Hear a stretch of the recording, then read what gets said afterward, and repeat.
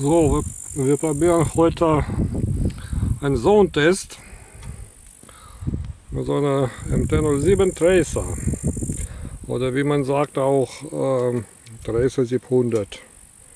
Und die Maschine momentan ist erstmal 1200 Kilometer gefahren, ist momentan warm und Euro 4. Ja, wir gucken, wie das klingt. Aufgenommen wird auf Sony Kamera Alpha 6300 mit Full HD. So, jetzt probieren wir aus. So, alles läuft.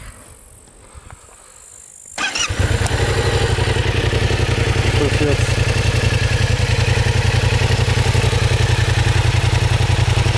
Meter entfernt.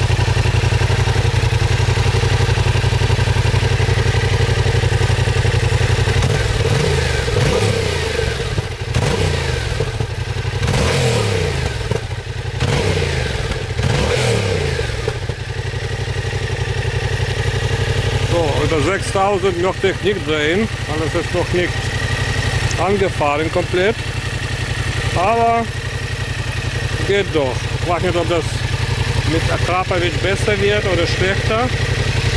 Werden wir dann sehen, wenn das dran kommt.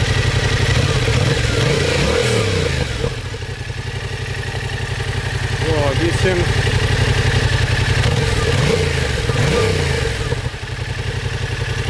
so läuft es.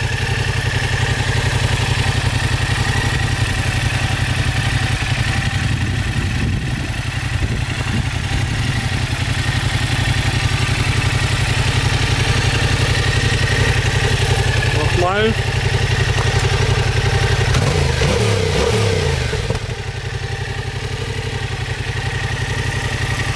Also mir gefällt das, trotz Euro 4 funktioniert relativ gut.